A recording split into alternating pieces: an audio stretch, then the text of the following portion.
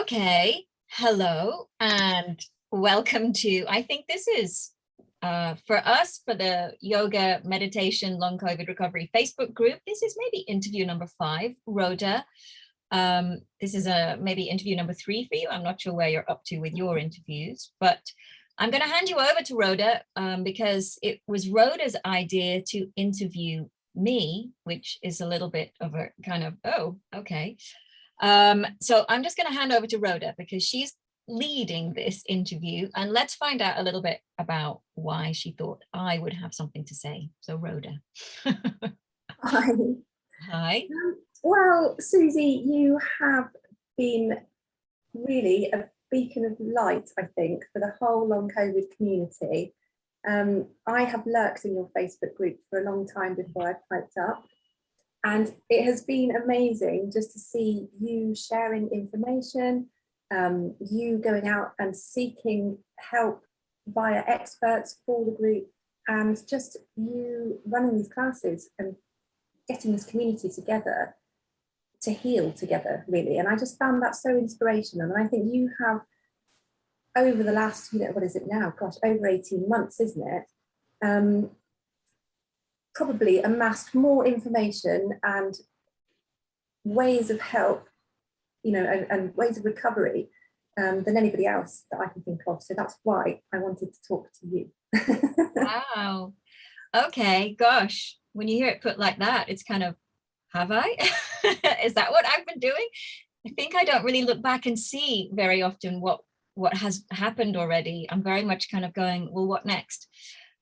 Joining us is the very, very amazing Rachel Clubb, who is also my admin support on the main Facebook group and helps me kind of process the questions for the interviews that we've done because I'm not so good at all of that. So Rachel is my steady brain. So there's the 3 of us, and we're going to have a little bit of a chat. Now, what I know is, Rhoda, you put the question to the group, what would you like to know if we interview Suzy? And I think some people came back with some questions that we have ordered, and well, let's see if we can work through some of them and I can come up with an answer to them that is useful or remotely interesting. That's my goal. If I can be slightly interesting or even entertaining, then I feel like I would have won at this interview. Okay, so Rhoda, have you got the first question? I think we were going to go with question 2 first and then question 1, weren't we? I do, and I think it's really important, and a lot of people wanted to know this actually, not just in your group, but in the group that I help with as well. How can you tell us your own experience with COVID? So what's your recovery journey? Like the ups and downs, do you feel that you're fully recovered? What did it look like for you?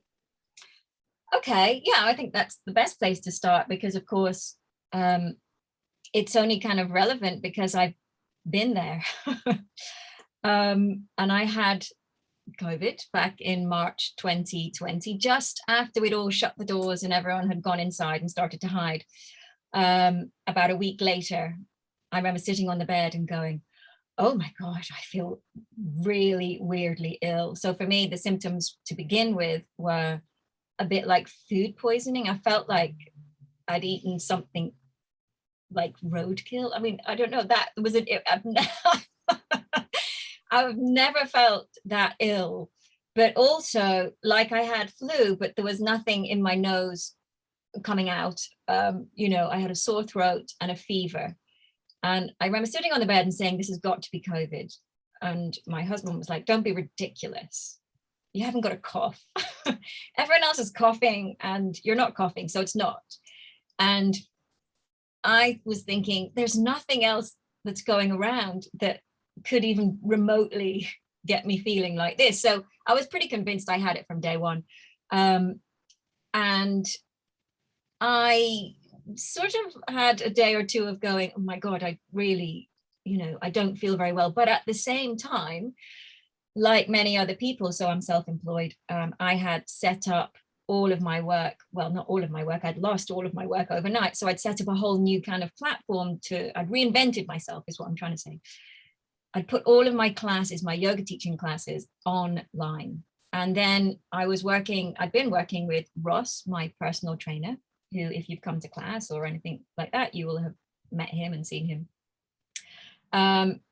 He'd been working in a gym and they'd basically shut the doors and said, we're not going to give you anything until we can reopen. And I said, oh, well, that's ridiculous. Let's just put you on the timetable as well. And then I'd gone, oh, this is actually going to be mentally quite challenging. So I have a friend who's a mindfulness teacher, Kay, and I said, Kay, do you want to run a class? So basically I'd set up a gym, an online well-being platform and a gym in the kind of days leading up to me being unwell.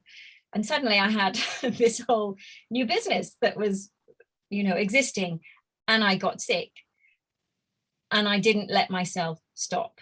So that's, and I think a lot of people will probably listen to that bit and go, yeah, I might not have really paid as much attention to it at the beginning as I could have done. So I would push myself to teach a class, because obviously I was timetabled in as the yoga teacher to teach.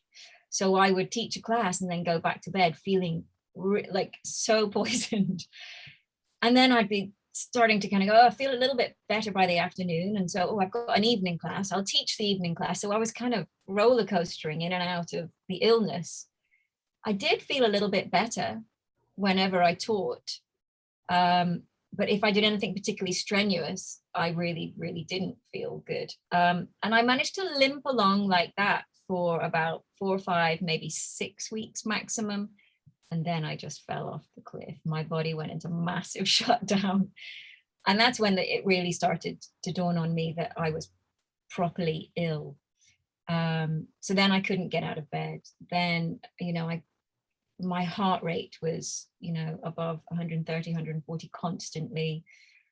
I was struggling to eat enough to be able to basically counter the heart rate, which was kind of running, a marathon. I was lying in bed running a marathon, and I was just getting smaller and smaller. I was developing severe lung pain and tremors, noise sensitivity. The internal tremor was constant. It's a long time ago now, so I've sort of forgotten quite a lot of the details, but it was at that point that I think I started to look on Facebook. I was trying to remember what led me to the first kind of COVID support groups. What was I even looking for? And I can't remember, but I found myself, I think the long COVID support group by that point had about 6,000 people in it. And I found it and went, oh, okay. So there's others, this is great, this is good. I feel reassured by that. It's not just me doing something really weird, because actually my husband's aunt is a homeopath, and his cousin is a GP, and they were both talking to me, and both of them were saying to him, she's getting really, really ill. I was kind of diminishing. And so no one really knew what to do. And it was a terrifying time, right? You would call 111 and wait for half a day. And then they'd say, is she breathing? Then get off the phone. We don't have capacity for anyone who's basically not dying. I'm sure you guys might remember that. So Rhoda, you came to the COVID journey later than us, but I know Rachel, you were a March like me. And I definitely, my lowest point, I would say, was just after my birthday. So it was the end of May, beginning of June. So I was end of March. So by that, it took me 9-10 weeks to get there. And I called my doctor at some point, or someone had called for me actually, and just said, we can't cope anymore. We don't know what to do with her. And he sent an ambulance and went, for goodness sake, let's just get her in and have some tests. It's time someone saw this woman. And so I went in to A&E, and they did all the tests, and they said, as far as we can tell, there's nothing, we can see you're ill. There's nothing kind of treatable here. You're just going to need to ride this one out. And that was a really great turning point for me, because when you haven't had tests, you don't really know what's going on. So I was all over the place. My body was all over the place. My concentration, my mind, I couldn't sleep. I think that was one of the worst things. I could maybe sleep for an hour at a time. I'd lost all sense of normality and reality, I think. And so that was a lovely kind of moment of, okay, right. I got back home, got into bed, and went, it's up to me now. It's up to me. So this is it. What you're going to do. And I thought, well, what I do know as a yoga teacher, as someone who's had counseling training, as an NLP coach, is what's going on up here will affect what's happening for me here. So if I know I haven't got major issues that they found, which a lot of people have had, so that's a slightly different thing. You need to figure that stuff out first. But for me, they'd said, we think you're okay. You know, I mean, you're clearly not okay, but we think you're okay in the bigger picture. And that was a really lovely turning point. And that was when I set up my own Facebook group, because I'd realized that tapping into the grief of the world. So in the early days, and Rhoda, again, you will have missed this, in the early days, there was constant stories of my partner died, my child died, you know, my husband died, my wife died, my father died, you know, and just the grief of the world. I felt like I'm tapping into the grief of the world. And if I don't step out from this, it's going to take me down, you know. And I was really aware of the autonomic nervous system and how sensitive we are to that, you know. And I'm a particularly hyper empathic person. So I knew straight away, now that I've got what I needed from this amazing group of people who were sharing their symptoms, and I've normalized what I'm going through, I'm going to step back and set up something else. So just thinking of the elements of your question, which I didn't answer, I absolutely consider myself recovered now. And I still have days where I go, I've got a little something going on, but I don't attribute it necessarily to having a relapse. I don't use that language around myself now at all. Particularly, I just have a day where I know I might need to go to bed in the afternoon and slow myself down a bit and practice better self-care, which I think has been one of the big learning points, right? For most people, for many people, I might need to really look after myself in a way that I did not before pay much attention. So does that answer all the bits of the question? Yes, I think so. I'd like your point about self-care. That's I almost feel grateful for having had COVID, because I really didn't take care of myself previously, and I think a lot of people would say the same thing. And it's a teacher, isn't it? It's taught us. Yes. Oh, I love that point. Thank you. Yeah, I mean, Rachel, I know that I can see you nodding to that one as well. I think it's something that we've discussed a few times, isn't it? Yeah, definitely. It's completely changed my perspective on myself and where I put myself in relation to all the rest of my family and everything else that needs to be done in the world. I'd always put myself last. And that has changed now. Sometimes I'll put myself first. Yay! It's true. Well, you know, we get to a certain point in our lives where we're just so busy and we go, oh, it's fine. I don't actually have time for self-care. Or, you know, I'll wait till holiday, and then, by the time I get to holiday, I'll get sick because my body's just exhausted and overwhelmed. Or self-care is a glass of wine. I'm sure a lot of people will be like, yeah, maybe that was mine.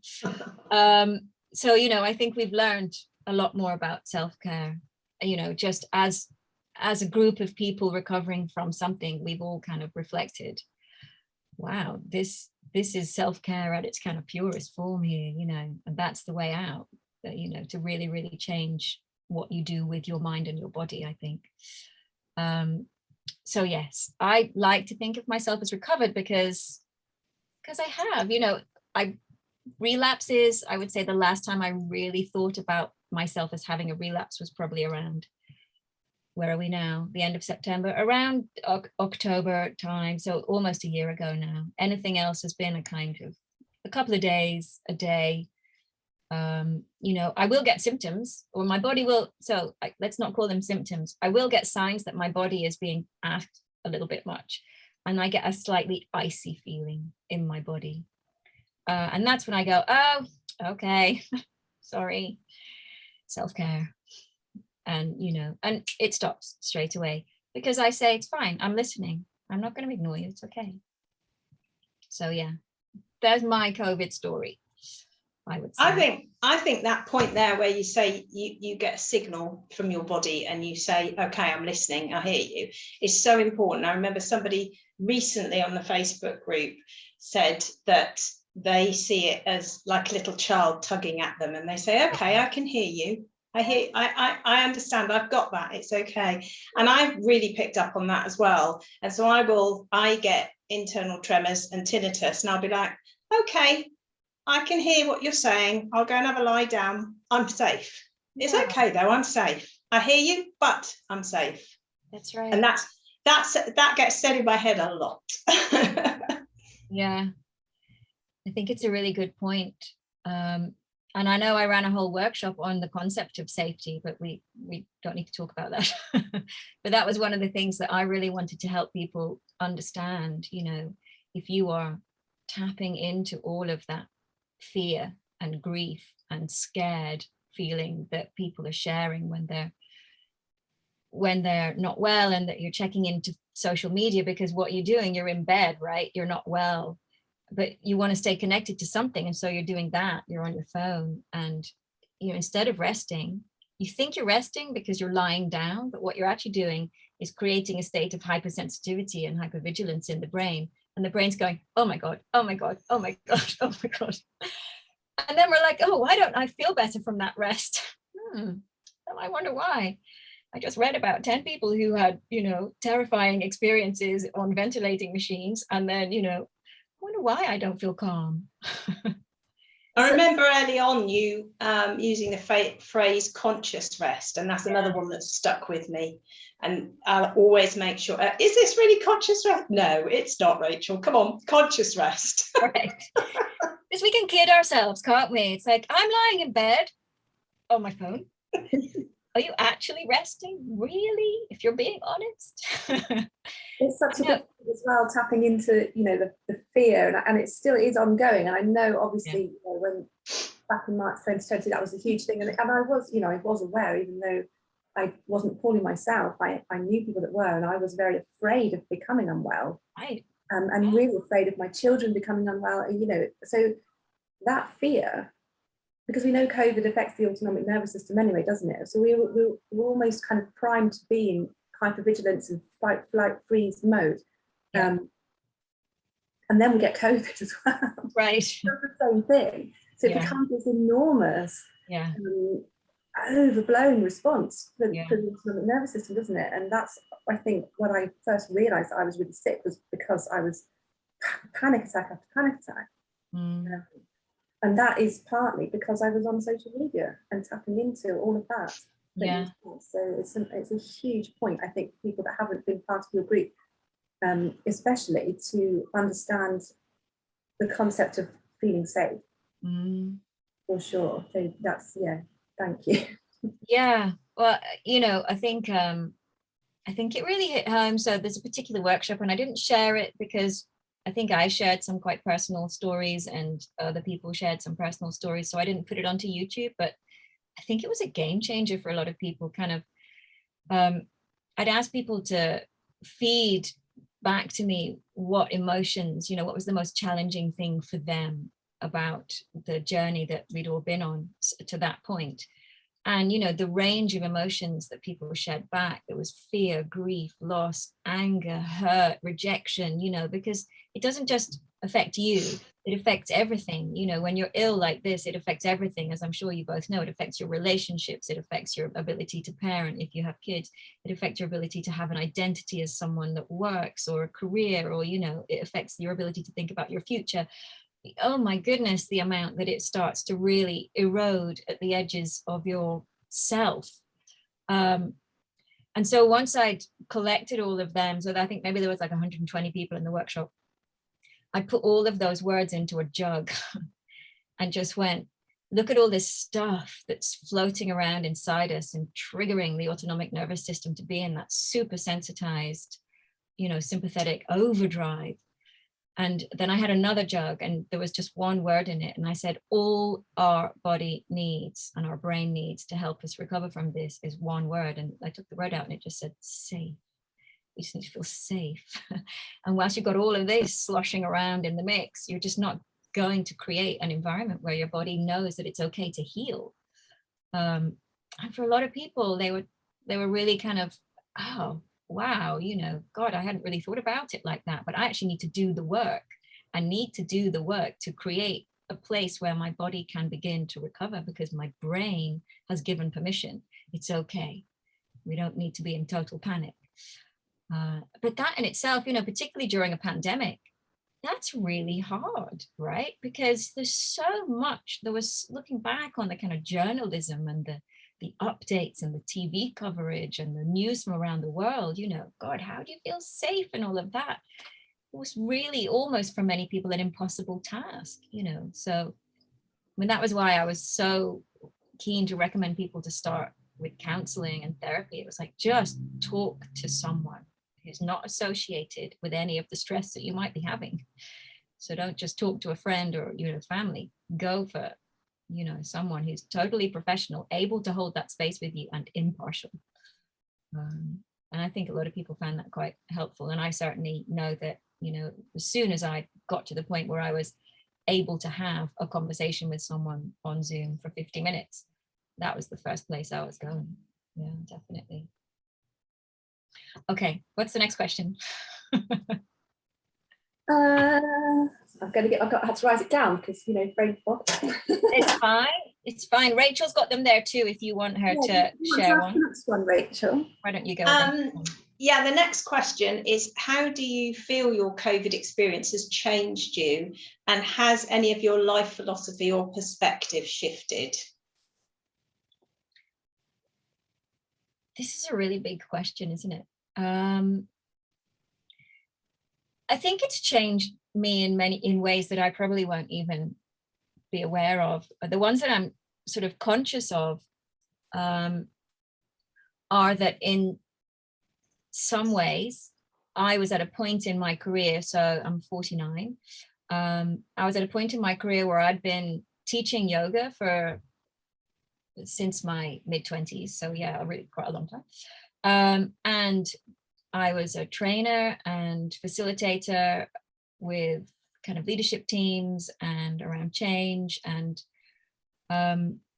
really just always fascinated in human transformation and human connection and the way that we can learn from each other and helping people move through difficult stuff. That basically became, my entire career was sort of focused on those premises. That's what motivates me massively. And I reached a kind of plateau where I was a bit like, what do I do now? Where do I go? I've got these skills, I've got these interests, but I've been doing it in this form for quite a while. And I'd actually started 2020 going, okay, this year is the year I'm going to totally reinvent something. And so that was in the January, I'd met Ross and I'd started boxing with him. That was transformational for me because I think I was someone who'd spent a lot of time really noticing how focused I was on pleasing people. So there's a kind of, that we have these types within us, don't we, that start right back when we're tiny children. We learn how to feel safe by creating certain behaviors that we focus on to create that safety around us in our family units and with the people that we kind of, live with, work with, whatever. And for me, boxing allowed me to kind of free myself up from some of that a little bit, especially when I was sort of given permission to really punch quite hard. And it was a moment where I started to go, wow, I actually don't just have to do things to please people. I could do something that really stimulated me as well on an even bigger scale. And then lo and behold, COVID came along, and it was kind of weird because, in some ways, everything that I've done in the past, all of my kind of passion around helping people transform and move through difficult things just kind of became really aligned into one really, really deeply focused trench of, I need to do this. I need to set this little group up. And I had no idea it would end up with thousands in it. But I need to create a space for other people to feel safe. So, in some ways it was about pleasing people, but there was something a little selfish in it, in that I didn't want to do something really difficult by myself. So, I'm not very good at not having fun. And it really wasn't fun, right? It's not been fun having COVID. It wasn't fun. And I thought, if I've got other people, that I can kind of create a space that I'm really enjoying being in, even though it's virtual and we're kind of accessing it from our beds, there is something that I will get out of that, because I'll be able to influence the content of what gets shared. I'm going to say, let's do something positive. Let's share nice things. let's create a positive environment that uplifts us.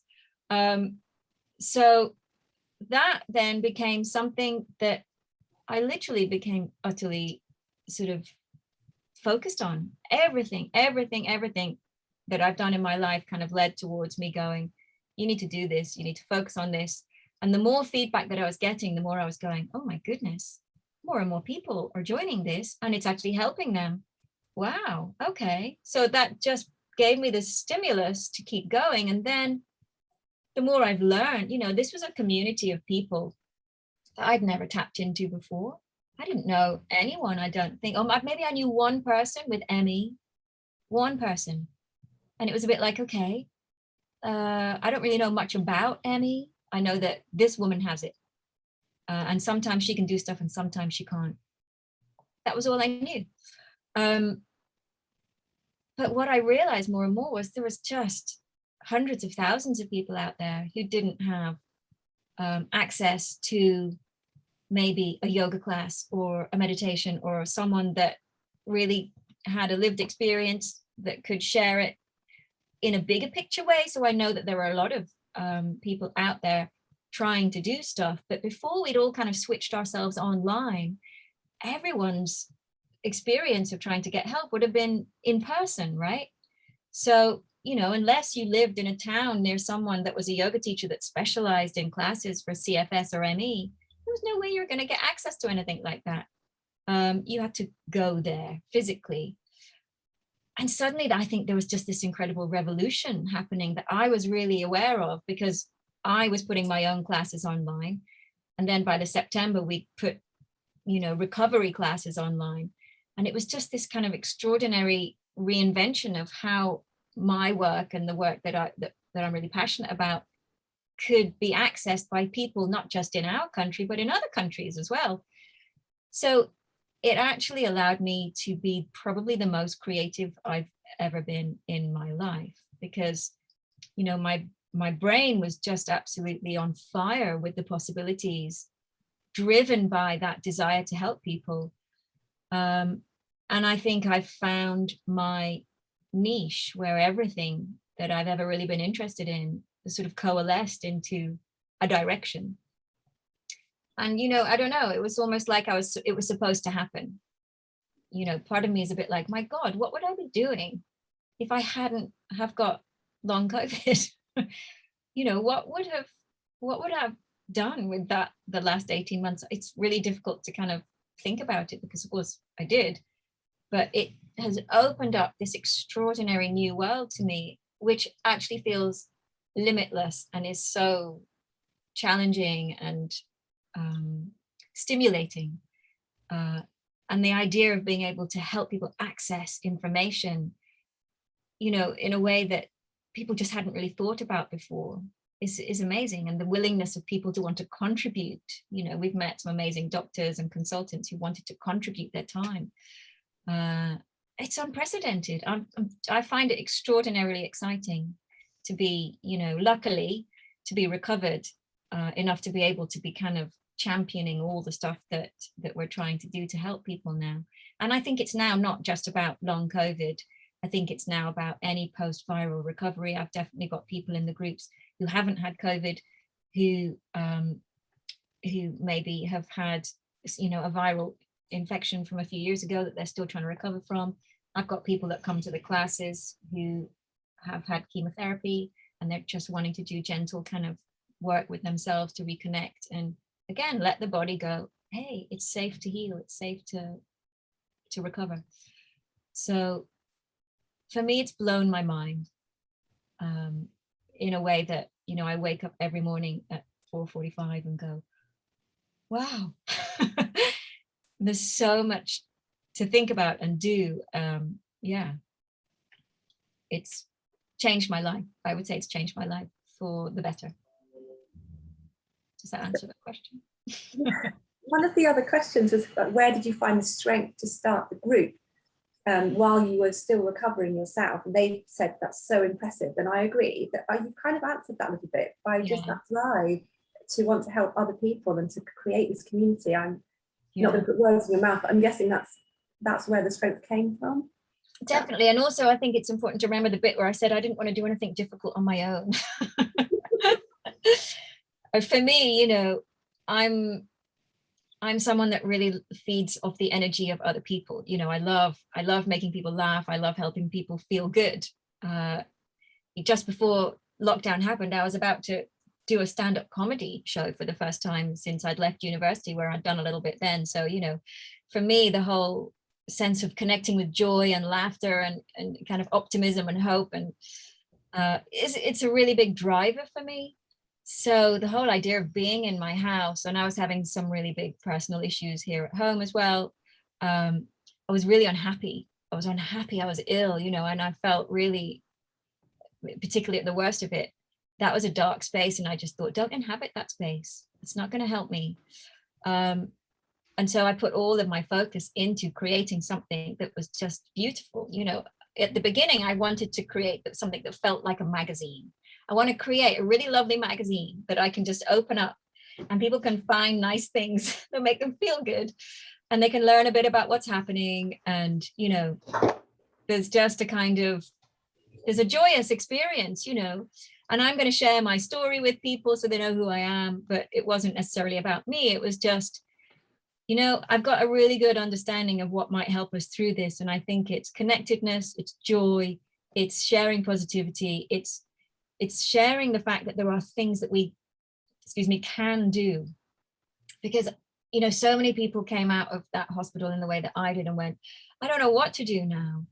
And I was so lucky being a yoga teacher and a coach and an NLP master prac. And, you know, I think of all the other things that I could have done in my life and that wouldn't have given me the skills, or I'd have just had, you know, other things, you know. What happens if I was a tennis coach? I would have been like, well, I can't play tennis, so I'm just really disappointed. But for me, you know, I knew that I needed to befriend my body and my mind. We needed to get through this together, because every day I was waking up and there was just a new thing. It was like a new bomb had gone off in my body. And, you know, I'm sure a lot of people will kind of understand that. You wake up. For me, I would describe it like, it's like I'm in a computer game. And every day you get to a new level. I know there's a new level, and then there's like a new monster you need to fight. And I'd got to the point where I would just wake up and go, what is it today? Oh, today. Oh, it's you know, whatever it was. Oh, it's a thing. Oh my God. But there was just, you know, and I thought, if I'm focusing on that too much, that'll take me down. So it was for, you know, it was for me to distract myself, but it was also to kind of channel some of all of me that didn't get lost because I was ill into something. You know, I have a phenomenal amount of energy. And so for me to be able to channel that, even when I was at my most unwell, was really important. And I did. And, you know, it helped me massively. I didn't lose my identity, you know, and I think when a lot of people have lost connection with themselves and their identity and who they are, you know, that's such a difficult thing to kind of pull yourself back from. Takes work and support and effort and conviction, and it's hard. But yeah, I was pretty adamant that I was going to hang on to grim life. I think that idea of the loss of identity is quite a strong one. I think a lot of people, that will really resonate with them. I know for me, I just felt that I completely lost who I was. And I just didn't know how I was going to come back from that. And that in a way, that was one of the most difficult things for me personally to manage to deal with emotionally. And I had to find my own thing, which, as you know, I have, to take me forward, to get me back to where I wanted to be, which is a slightly different place to before, but a really positive place. And I think that can be really, really hard, that loss of identity. Rhoda, what about you? How has that challenged you? I'm sort of still in the middle of that, I think. And I think, I've spoken previously about gratitude for COVID, because I think that I was just so much like you, the people pleaser, and trying to take on multiple projects, running courses, running workshops, running expeditions, trying to just be everything for everyone, as well as being, mum and partner and all the rest of it. So I've had to really slow down. This is the first time in my life, I think, that I've properly slowed down. So I'm in the middle, I think, still of trying to establish who I am, thanks to COVID, Right. on a deeper level. And this, the time to meditate, the time that I've given myself to truly rest has started. I'm finding things are coming to the surface that I didn't realise I needed to deal with or let go of. And I think, our emotional health and our mental health is so tied in with our physical health. And it is all just part of one big recovery process for me. So I don't know who I'm going to come out at the end of this process as. But the metamorphosis is still occurring. Yeah. I'm happy that it's happening. So Yeah. And I think it needs to be said at this point that, not everyone is having a, thank you COVID moment. So, if you're listening to this and going, I am not having a sense of gratitude for having been ill, we totally get that too. It just happens that, the three of us have, been given an opportunity to reflect and to look back and go, yeah, of course it's been incredibly challenging, but there are things now that we are happy to change as a result of this illness that we're not going to go back to. And I know that, I think I can safely say that that's quite a common theme that comes up in the group. A lot of people have gone, whoo, a mirror was just put up at me. And I went, no, I don't think I'll go back to doing that one. Thanks very much. Moving on. And don't get me wrong, there's been a whole ton of therapy involved in getting to this point. It's not right. That it's been, I haven't, I didn't wake up to have COVID and go, oh, thank you, this is amazing. It's been really tough. It's been the hardest thing I've ever dealt with. And it is, and I think we need to kind of be honest that it is a trauma, and from that trauma can result all sorts of issues with anxiety and PTSD and things that we have to get through to get to a point of gratitude. It's never going to be an easy ride. No, it's a long journey. And for some people it's a very, very long journey. And there's only so I quite like to kind of chip into people's thinking very gently, and post certain things that I know have been quite transformational. Like, I'm sure both of you have been aware of the Nicole Sachs podcast and various other people who have just encouraged people to look at not just what's happening now, but just everything. What is going on in your life? What has gone on in your life? Where might you have had trauma that you've just held somewhere? And it's now just basically the straw that broke the camel's back, and I really got clear, I need to heal everything, not just this illness. And so that was why I just started the work again. It was just, okay, there was some stuff that had been kind of coming around. It given me the same stress, had given me pneumonia and a heart problem 6 years prior. So for me, it was like, okay, come on. How many times do you want to go through this? Let's just sort yourself out. And, for me, I made some massive decisions in the very early stages of recovery about changing my life, which were quite sort of impactful to get some of the weight off my shoulders, to free myself up. And they were hugely important to me. And I needed the support to make those decisions. And that's why therapy was super helpful. So, yeah, I think, it's hard, and I have gratitude for the experience as well. Okay, Rach, what's the next question? Some of it you've answered, but I'll go through it, and then you can pick up any bits. What's been the greatest thing that you've learned during this time? And how did helping and supporting others, getting feedback and stories of improvement from all over the world, and the feeling of importance of togetherness help in your recovery? I love that question. It's like the question that Caroline Ahern asked Debbie McGee. So what was it about millionaire Paul Daniels that you that you found so attractive? The question answers itself. It is all of those things, you know, and I think, as I've just explained, you know, that it just tapped into my life force. That for me was, you know, one of the most connecting moments. It's like everything that I do, everything that I kind of feel is my purpose, I can play out through this group right now. And yeah, it was transformational for me. So made complete sense. Yeah. Debbie McGee. I love that we've got Debbie McGee in this interview. So there's a few sort of specific yoga and exercise questions. Great, hit me with it. So the first one, which is a bit of a toughie, when is the right time to start exercise? So it is a toughie, this one. And I would say for most people, there will be, you know, some tweaking around this one. And it depends what you've got going on. So, you know, not while you're in crisis, not while you're in the kind of like, oh my God, you know, I can't get out of bed, or if I get out of bed, my heart rate shoots to 180 and I just need to lie down, I'm vertigo, I'm fevery, you know, all of that stuff. Just don't even think about it. And I would say actually just using the word exercise, let's just ditch that. Let's just get that out.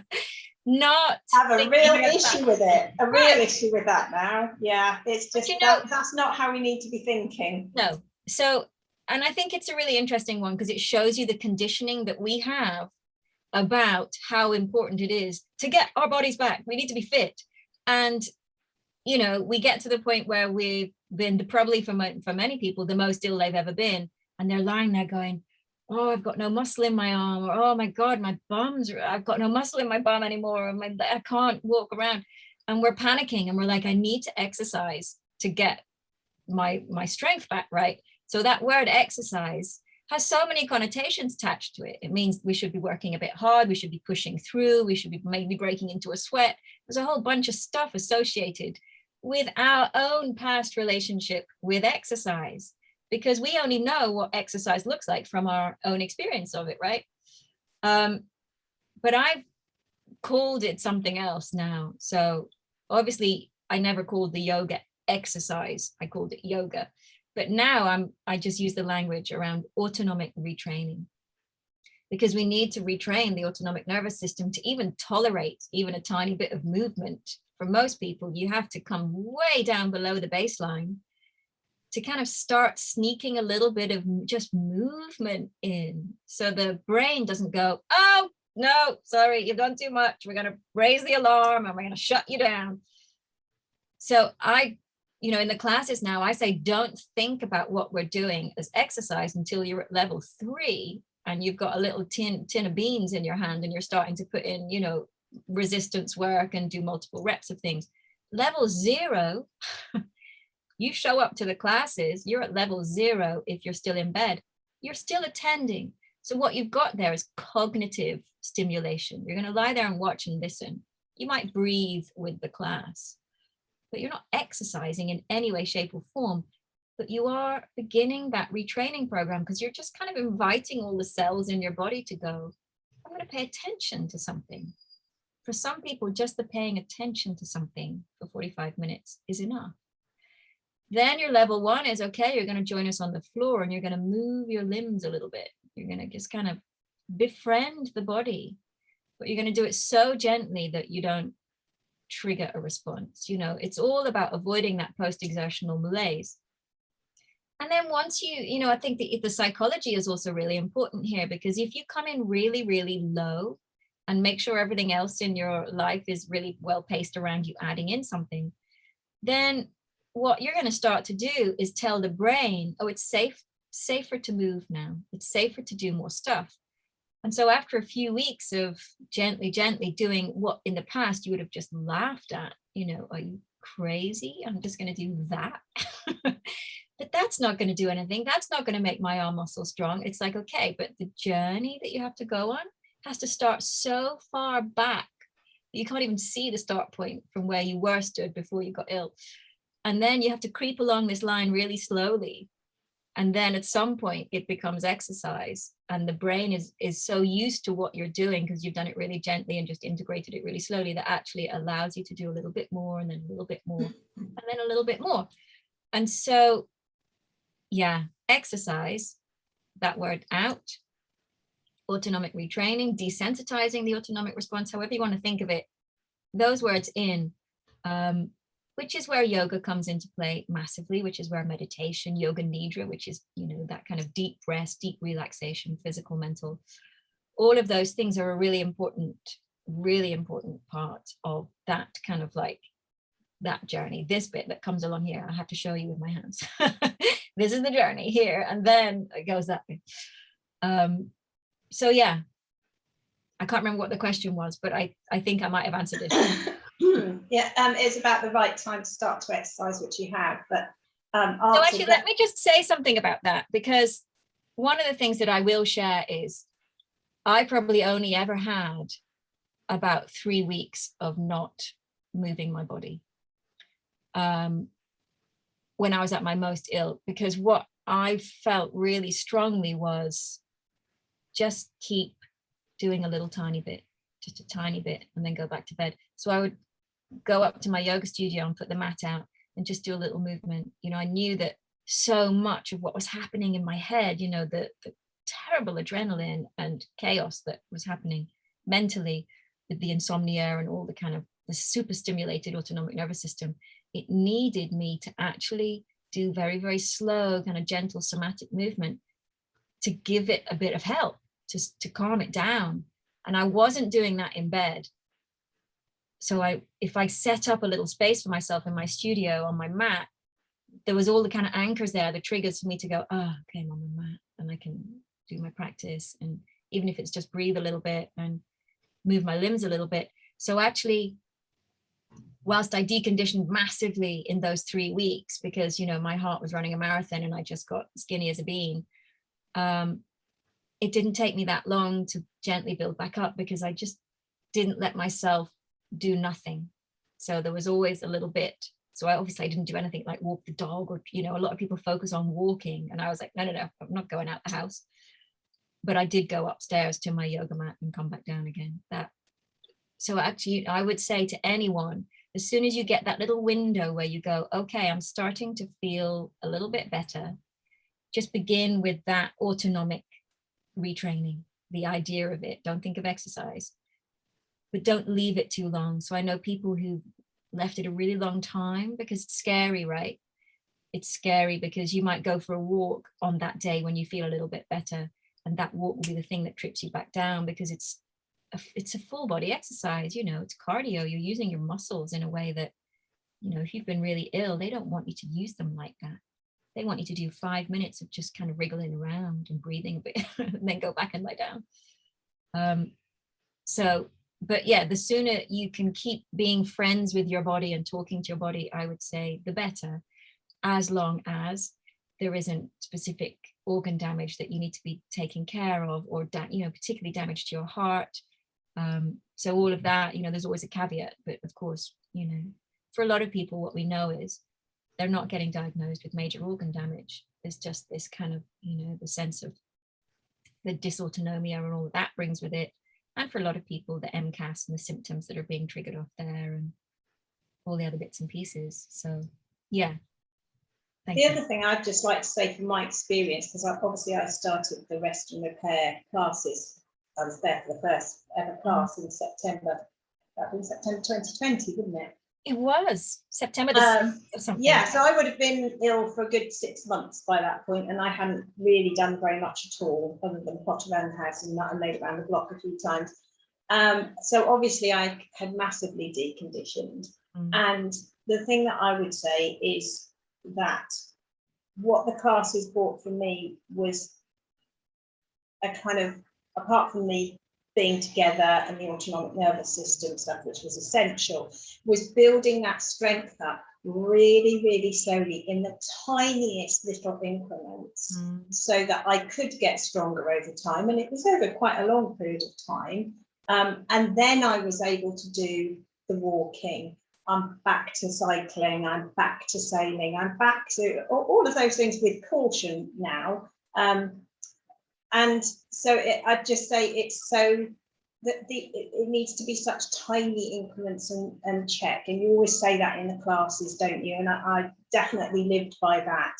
And that was just amazing for me, because it meant that I wasn't overdoing it and relapsing, so I couldn't do anything. And so it was from that September, it has been the tiniest and most gradual moving forward, but it has been huge. It is, my life is hugely different now to then. And the other thing I'd say is I don't think about exercise at all now, and I really have completely got rid of that, partly because in my younger years I rode at Cambridge University, so the training was unbelievable, and that was exercise, and that was about push yourself until you collapse, push yourself until you're sick. That was exercise to me. So for me, I've had to get rid of that word. So it's now all about strengthening and health. And they're the two things that I think about. How is my strengthening going? How is my health going? And don't use the E word. The E word. Because in my head, that's associated with pushing until you drop. Yeah. Pushing yourself as hard as you can. So, and obviously that's not what I want to be doing. It's not a sensible thing for you to be doing. Yeah. And again, I think, you know, because of the digital revolution that occurred, suddenly, you know, because I know graded exercise, you know, it's so controversial. And I look at it and I think, you know, a lot of people are being asked to go somewhere. I mean, you know, they are now doing more stuff digitally, but by the time you get there and then you have an assessment that might push you beyond your limits. And then, you know, there's just a whole perhaps lack of understanding around some of the people that were delivering it. And I've definitely heard some good stories. You know, I have heard good stories about some of the delivery of some of the exercise programs out there. But, you know, I've heard equally as many, if not more, of, you know, the negative stories of people just being asked to do too much and it sent them back, you know, rapidly. And I think, you know, I would like to think that maybe, you know, long COVID has at least perhaps educated the people delivering this graded exercise in whatever program format it is being delivered, in a way which they, you know, they've been able to learn and change, adapt. And I know the fight still goes on and I'm not going to put my oar in. But, you know, part of me would just like the term changed. I think it shouldn't be called graded exercise. It should be autonomic retraining. Definitely. But there we go. I'll say no more. If you want to have a chat with me about that when you're watching this video, you can get in touch and fine. What does make me happy is that Professor Putrino from the Mount Sinai Hospital in New York, he calls it autonomic retraining too. And I'm like, yeah, good, okay. And he says, you know, my patient will just lie there and just lift an arm. And that's them done for the day. It's like, great, okay. Here's someone that totally gets the level at which you start. Definitely, you don't give them 5 minutes on a treadmill to see what their respiratory function's like. No. Okay, next question. Sorry, just on that, do you think as well, because so many of us have dysautonomia, you know, those kind of POTS type symptoms that you've discussed with, Dr. Lynn, wasn't it? Yeah.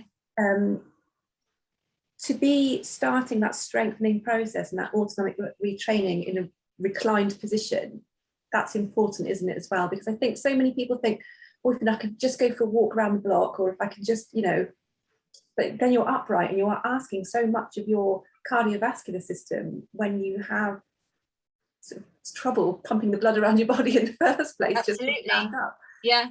Try and exercise in an upright position, I think. And I've used the E word, haven't I? It's okay. It's okay.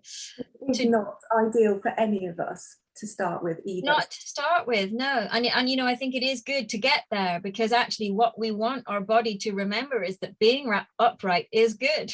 Being upright is safe and actually essential for the conditioning of, you know, all of our systems to be able to get us around. We should have, you know, a very comfortable upright sensation. You know, that's homeostasis, right? I can get up, I can walk around as a human being. But yes, you can't you can't ask the body to do that until it's ready, which is why working down on the floor, as long as you can get on the floor, you can work in bed. You know, people show up to our classes in bed and they stay in bed for the whole thing, but you can still do stuff. Yeah, it is important to actually just begin, even if the tiniest thing, you know, is enough for you on first class. Chances are by the second class, you might be brave enough to try another thing, or, you know, or at least learn from something from the group chat that then goes, that's fed into my belief that maybe I'm going to get better. So I think that, you know, what's happening in your belief system and your understanding, you know, so many times I see people basically anticipating mentally relapse and, you know, almost kind of booking it in the diary, you know, and it's a bit like, okay, we have to understand the power of those thoughts too. But yeah, that's another conversation around what's happening here around the recovery journey for people. Suzy, we've mentioned the classes quite a lot, which are brilliant, but I just wonder if you could remind everyone where they can go if they can't come to live classes or don't want to do that, where they can still access that safe form of exercise. We have put so when I first started making classes and posting them into the group, I was just doing it on Zoom, and of course I never really thought that there would be a point where they'd kind of disappear from my Zoom account. But of course, I don't check things like that. And suddenly people were saying, oh, this class seems to have been deleted. It's not there anymore. And I was really horrified because I realized they were a part of the kind of archive of the kind of evolution of what we were trying to offer people. So I had a mad scrabble around and managed to get a bunch of them uploaded onto YouTube maybe in the January of this year. But I lost quite a lot of the old, you know, original stuff, which was really sad actually, because they were really documenting me in my journey and, you know, what I was kind of sharing back in with others around recovery. But the YouTube channel is there and it's got a bunch of classes on. Some of them are from the live sessions. They might look long. It's because they have a long group chat at the end of them. So I know there was a really amazing live class that I shared there, which had an amazing conversation about mental health, which is so powerful. Everyone was very happy to share it with anyone else that felt like they might want to watch. There's a workshop around, you know, exercise. So I did tackle it early on. I was like, okay, you need to think about this differently. And there's a bunch of other stuff. So the breathe classes and the relaxation, yoga for deep sleep, all of that. It's just, and you'll find it if you look just for my name, Suzy Bolt, SUZYBOLT. Because there is only one Suzy Bolt, it turns out. If you're a Bolt, please don't name your child Suzy, because I'm loving having that be the only one that comes up in Google. It makes finding me really easy, which I guess at some point might not be so good, but there we go. Does that answer the question? Great. Yeah. Okay. Yeah. What next? We've got more technical stuff, right? How do we strengthen wasted muscles in the legs and arms? With resistance, not by walking, with resistance. So resistance means you add in, I'm just looking around my office for something to lift up. Of course, I don't have anything suitable. You add in a weight. So we start people in the classes with a tin of beans, which is 475 grams. So half of the lightest weight you would ever get in a gym, and it's there. And we get people to just do maybe a bicep curl or just to push their arm up with the weight in it and lower it down. And you're not allowed to add weight until you've done the class for a bunch of weeks. And then you're allowed to move up to level 2. In fact, someone reminded me the other day that they said that they wanted badges. We want badges. We want, like, you know, like when you go swimming and you're like, I am now a duckling, or now I'm an otter. So I must do that because that would be really funny. But yes, that kind of, you know, sense of progression. And I think it is really important to have a sense of progression.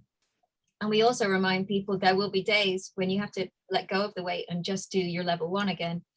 But it's basically all about resistance training. And I did that myself. So I worked with Ross.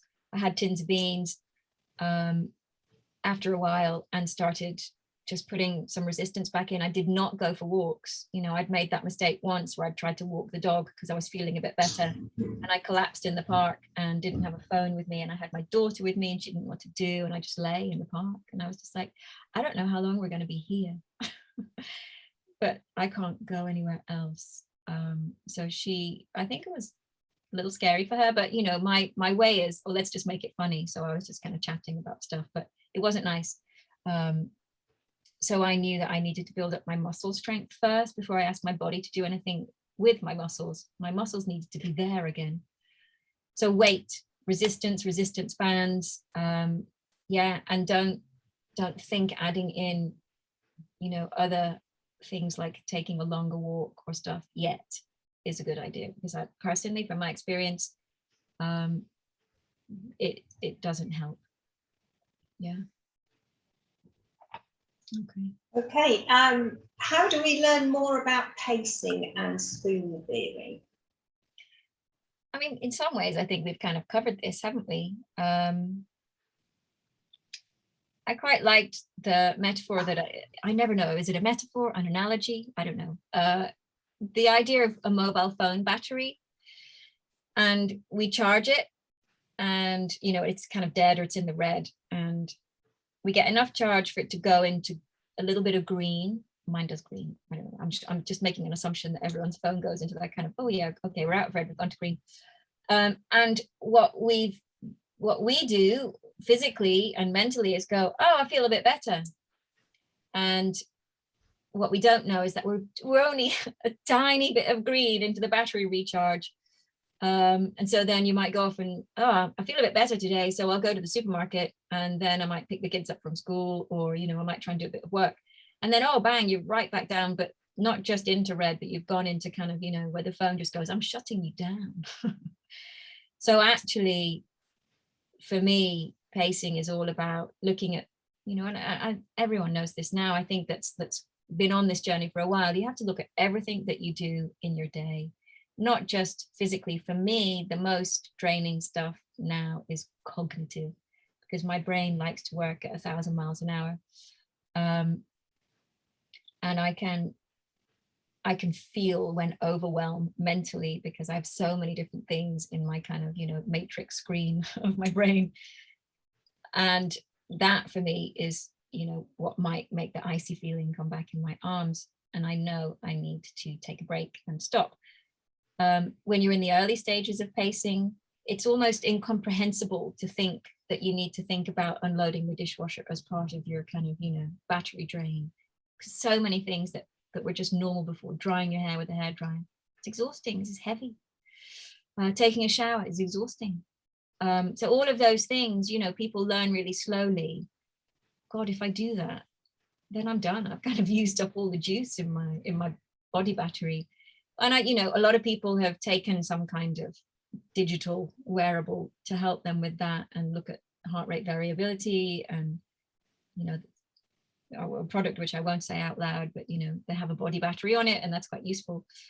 So it does, you know, I think the more you know what you have on your diary, the more you're expecting of yourself, etc., the more you need to really kind of think about it as a whole, and the drain.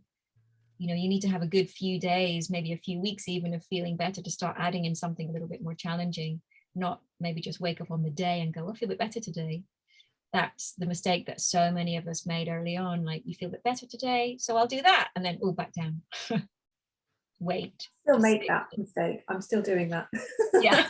I think it's the hardest one to learn, if I'm honest. I think that is the toughest thing. Yeah. Because in the past, you know, we've just recovered from things, right? The day that you start to feel a bit better is the day you're beginning to feel better, and then you're better. Yeah. And that's the pattern, you know, that's what we expect. And I think so many people, like myself, like you guys, when we had those initial maybe recovery sensations from COVID, we're like, oh, I'm better. Great. I'll just crack on then. And then your body kind of goes, I don't think so. So yeah. Yeah. And less and less, like, pacing is becoming an easier thing. You know, I understand. I do have a body battery as well. Huh? And I do understand, you know, the whole concept of it. But then because I think I'm quite an impulsive person, when I have a day where I feel normal, it's like, yay! Yeah. And to override that for me personally is really tricky still, to just Yeah. to hold back and to not do everything that day. And I've made that mistake this week, but I am still learning. So it's not an easy thing to do, is it? Especially if you're an active person. And I think a lot of us were really active before we got poorly. Absolutely.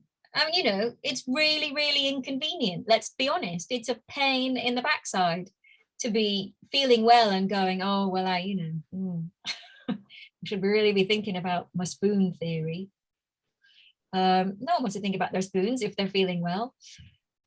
And I think there's also something, you know, that we need to look at around making sure that you're managing the stress of anything. So if, you know, I think once we start to feel well, that means that we are actually basically getting well.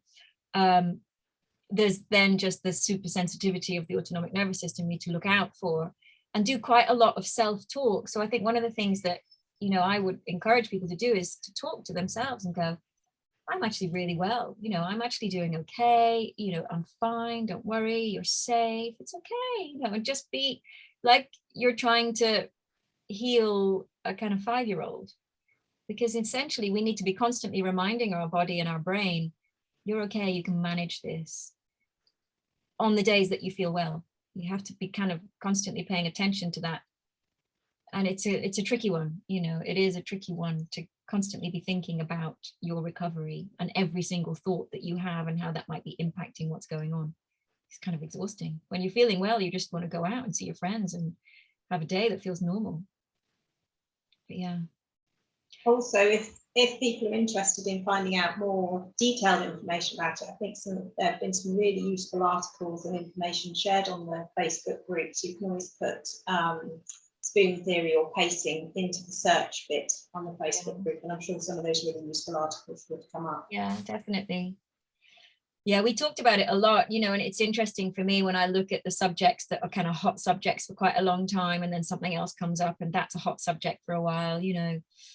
And I think, you know, hats off to Jez Medinger, who made all of his brilliant videos quite early on around, you know, what could be happening, and, you know, this is happening to me and it's happening to other people, and let's look at niacin, and let's look at, you know, what you know, all of this stuff that we were just kind of watching and going, oh, that's interesting, that I might find out more about that. You know, he was the one that kind of brought Tina Pierce into the spotlight for the COVID gang, and her MCAS kind of research, and that, you know, these little moments where, you know, suddenly thousands of people around the world went, oh my goodness, I might have that, might be me, that's happening to me.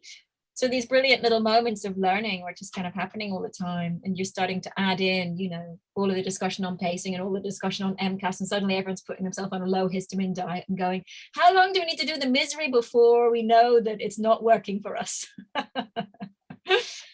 So, you know, it's fascinating. I was saying to you both just before we started the interview that actually my group, and I'm sure a couple of the other groups, they're such an important artifact now for the historical, you know, the kind of medical historical journey of exploration through COVID, long COVID, patient support and peer support, and, you know, people helping each other and getting access to information via very, very non-traditional routes. I think that they're really worth kind of capturing and archiving somewhere, because there's some extraordinary moments of, you know, sort of revelation, or, you know, leaps forward in understanding, because at the beginning we were all just kind of, you know, the blind leading the blind, and then suddenly movement was happening, because of course so many people in the groups were medical.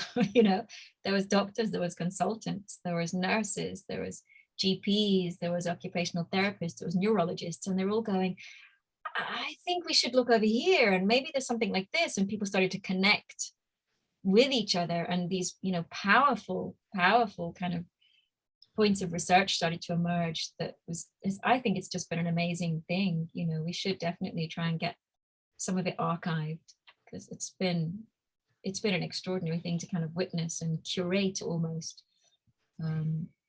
Yeah, sorry, I don't know how we got onto that, but So the next question is, if you've been almost bedbound for over a year, how do you get started? Should they stretch in bed? Should they sit on the edge of the bed, or should they walk more? Forget walking.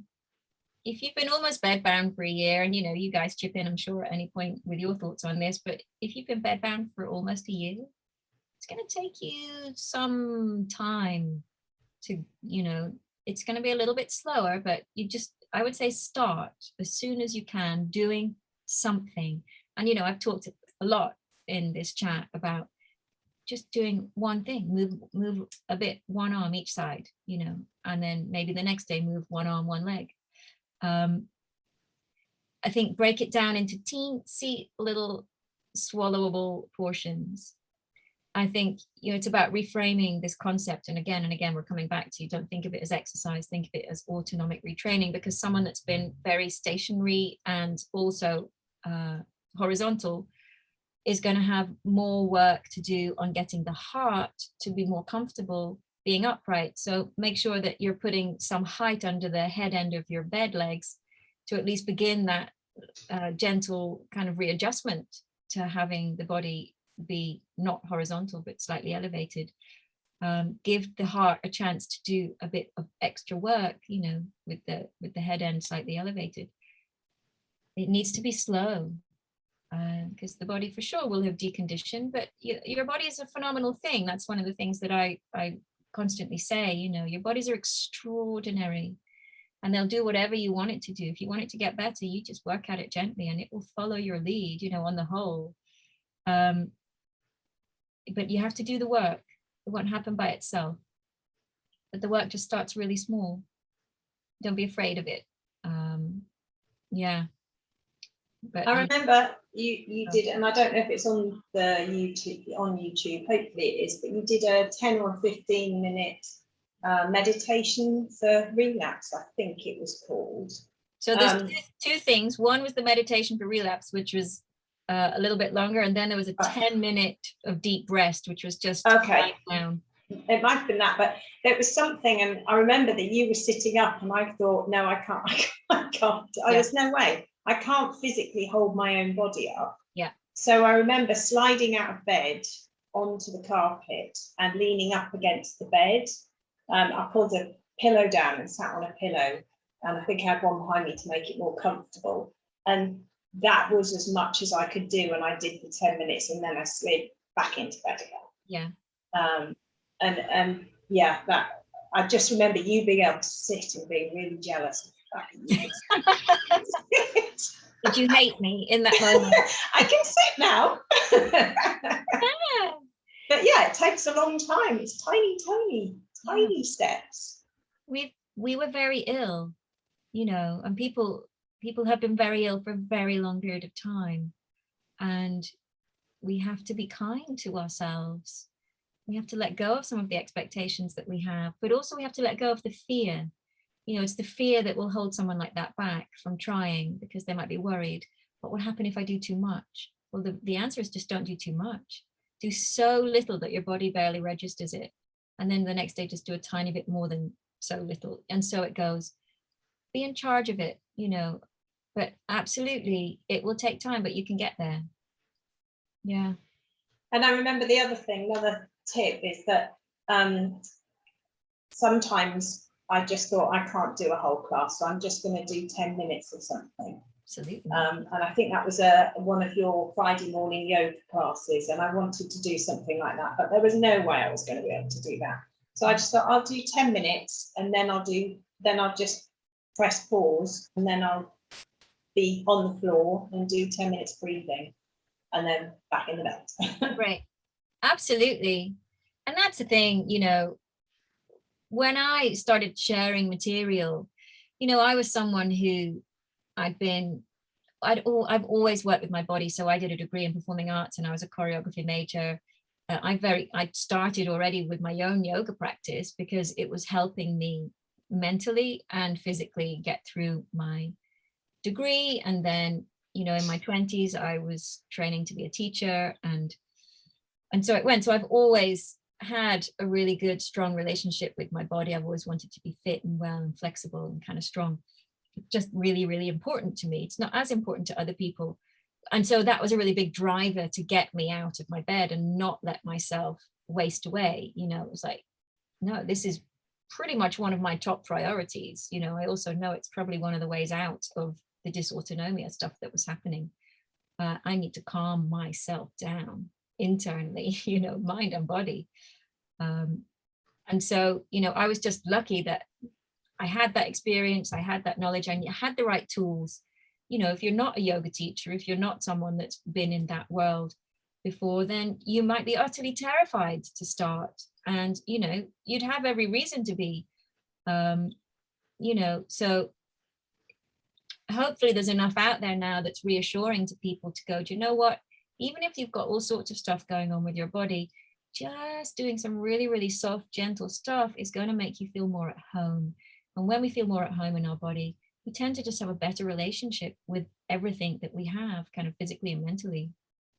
It's such an important part of our own well-being and our self-care. Yeah. Okay, next question was from someone who already does some breath work and meditation, and they're wondering if stasis is a good idea to help towards being able to do more strength work. And more strength work. Has either of you two, Rhoda, did you do stasis at all? I keep starting it and okay. I have, and I do. I've been doing it since March. Okay, so let me hear, Rhoda, why did you stop? What stopped you? I haven't stopped, but I've kind of stalled, I think, in it, and I'm still in that first cadence of the 4-6. And I've also found lots of breathing meditations on the Insight Timer app, which are similar to that kind of pattern of just lengthening the out breath. And I just find that I've sort of found my own way a bit with it, rather than sticking to a strict structure program. Yeah, that's it. Okay, great. But for you, you are doing breathing exercises. They do help you. Yeah. Massively, yes. Massively, yeah. And Rach, I know you've followed the stasis program. And for me, it was the final piece of the jigsaw. Because I was already doing meditation, I was already doing breath work, all of those things. But my autonomic nervous system was still very, very disrupted. And I think for me that just timetable, I mean, it's 10 minutes 3 times a day. That's how much time you have to give to it. You can do it while you're doing your conscious resting. So that was quite good, because that made me do my conscious resting. So I thought, like, I'm getting a double whammy here. This is really good time investment. And so they both helped the other, really. And it was the piece of the jigsaw that got me moving into being able to do other things like my biking and my sailing and things like that, because it has stabilized my autonomic nervous system so that it doesn't go into panic mode when I try and do something new or different or a little bit more. So it's such a personal thing, isn't it? But for me, it was it has been absolutely essential to my recovery. There's no doubt about that for me. So I'm a massive fan. Yeah.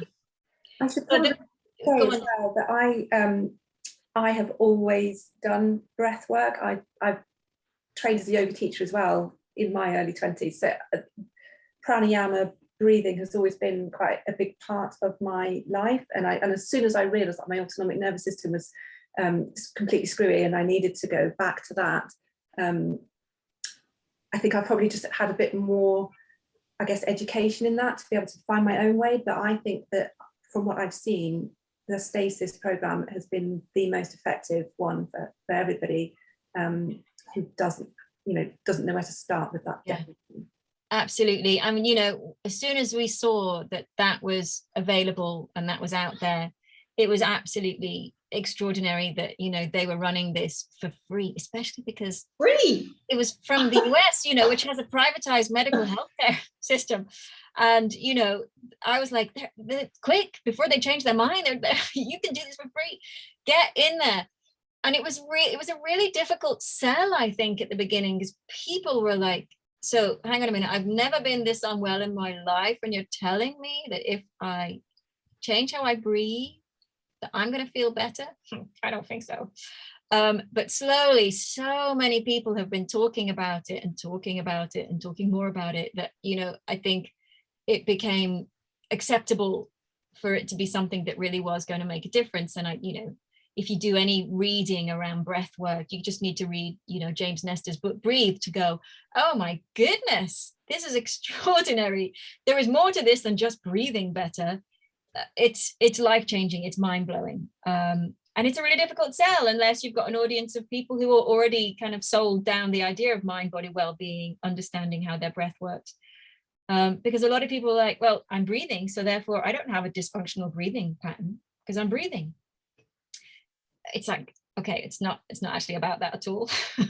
It's how you're breathing and the length of your breath and its effect on your mind and the bits of your brain that then control bits of your body. And, you know, so I think people have come around to it, and it's wonderful when I see people sign up and do stasis and come back and go, oh my goodness, that's really changed something for me. It's like, yeah, good.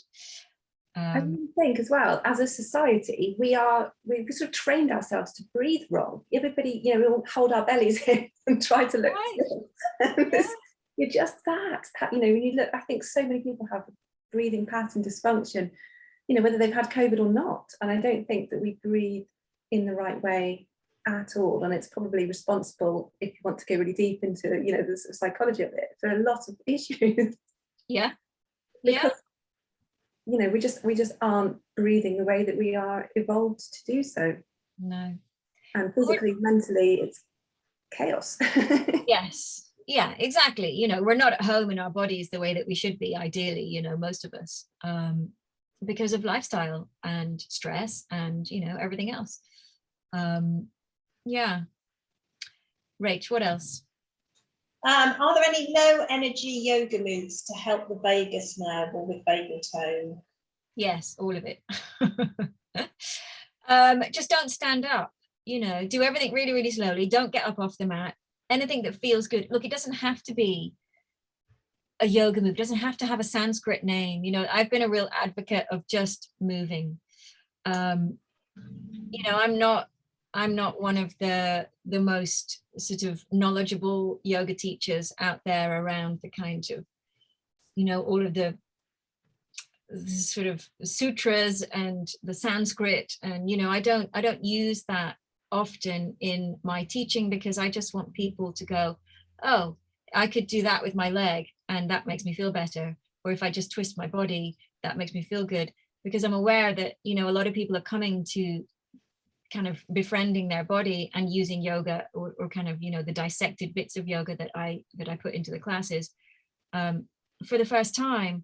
And if they've got brain fog, they're just concentrating on the physical stuff they're trying to figure out. And then if I was starting to add in kind of Sanskrit, and, you know, it would be like, whoa, what?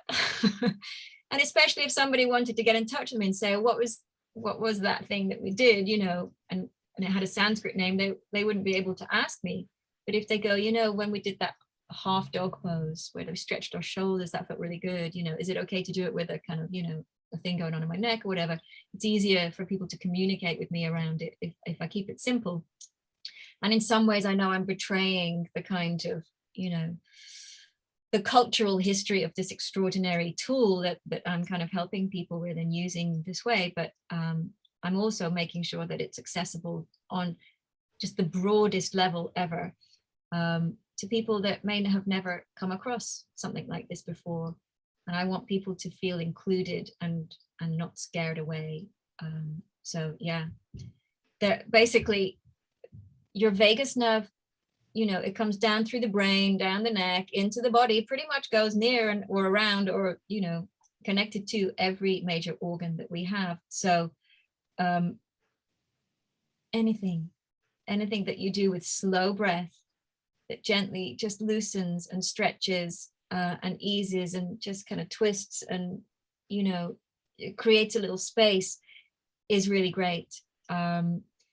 you know, twists are great because you've got the diaphragm down there, you've got the intestines, you know, so many of us have had intestinal issues as a part of the dysautonomia and MCAS, and, you know, those two things are sort of hand in hand at times.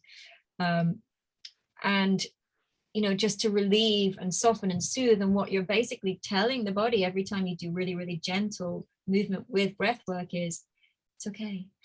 It's okay. That's all you're doing. It doesn't have to have a fancy name. It doesn't have to have been taught by yogis 6,000 years ago. It's just about inhabiting your body again. And there's an amazing, you know, there's an amazing cultural kind of tool that we've been gifted by, you know, those practitioners from all those thousands of years ago that makes complete sense for us to be using now to help people around the world recover. So, you know, absolute gratitude and thanks for, you know, all of those people that have helped the knowledge stay alive and have allowed people in the West to kind of step over there. It needs to be, you know, medically sort of proven and have, you know, research done, whatever. It's like, actually, you know what? Never before has that mind-body link been more important to understand. Never before, you know, my goodness. So all of it, any of it, just stay low, stay slow and low. Do it in your bed, lie on the floor, you know, sit up if you can. Yeah, I mean, pretty much all the classes that I teach for the COVID community are down on the mat, and involve, you know, deep rest, gentle soothing, easing movements based around twisting, releasing the fascia, and, you know, taking some of the tension out from around the rib cage and the diaphragm, and, you know, just allowing the legs to kind of stretch out and release. Particularly lovely if you've been in bed for a really long time. It's just nice to kind of get things opened out and moving a little bit. So hopefully that answers the question for that person. And when is the best time of day to do yoga? Whenever you feel to. We all have a circadian rhythm, right? So for me, probably I notice when I'm on holiday, I get my yoga mat out at about 5 o'clock in the evening. And that's my point where my body's going, oh, now you want to do your practice. And I've learned that about myself over the years. There is no right or wrong time. It's your practice, it's your body, you work with it when you want to. But, you know, we have so many rules, don't we? We have so many rules. Oh, I should be doing my yoga at sunrise. No, do it at sunrise if it makes you feel good and you have the time and space and you haven't got 3 kids trying to be breakfasted next to you. Otherwise, don't do it then, because it's just going to be really stressful. Do it when you feel to do it. Do it when it makes you feel good. Do it when you have the time. Yeah. And if you've got loads of time and you're just like, well, when shall I do yoga? If you're going to sit there and ask yourself that question, say, well, I'll do it now. Don't just ask yourself the question, just get your mat out and see, does it feel good to do it now? Yeah, it might do. If it doesn't, your body will be like, nah, not now. Hopefully that answers that question. Okay, are there any lymphatic yoga poses to help the immune system? Well, I mean, you know, your lymph system, you know, has obviously these little kind of channel points where you can feel the lymph nodes, so armpits, groin, neck. And, you know, as long as it's okay with whatever's going on for you to move and stimulate the lymph, then any movement will stimulate the lymph, because you're essentially squeezing and opening and kind of encouraging that sense of movement in the body, which will be reflected in the circulation and how the whole kind of the body's fluid system kind of works. You can also invert the body very gently. So, you know, lying on your back with your legs bent and just putting a cushion under your bottom and just gently elevating the hips so that you're actually putting a little extra stimulation on the heart and tipping the body just very, very slightly upside down, will stimulate the thymus, which is where your white cells are produced, which is in around the kind of collarbone area. And again, you know, you've got lymph nodes in the neck. So if you want to kind of encourage a really, really gentle bit of stimulation there, as long as it feels good, and your body will tell you really quickly, don't invert me. And listen to that. And if you have high blood pressure, don't even think about inversions. You know, Rhoda, I'm sure you know this as a yoga teacher as well, right? The inversion set of poses like headstand, shoulder stand, you know, anything where you're kind of upside down. They're really great postures for kind of stimulating good immune health. But if you're not well, they can feel absolutely hideous. I never go upside down anymore. Right, yeah. Legs up the wall is the most. Yeah, that's right. it. Yeah, and actually legs up the wall is a really lovely one to do, Viparita Karani, because you're kind of supported by the wall, but you're also supported by the floor. And actually you could just lie on the floor and put your legs up on the bed so they could be a bit bent. You don't even need to get the stretch that the wall would give you.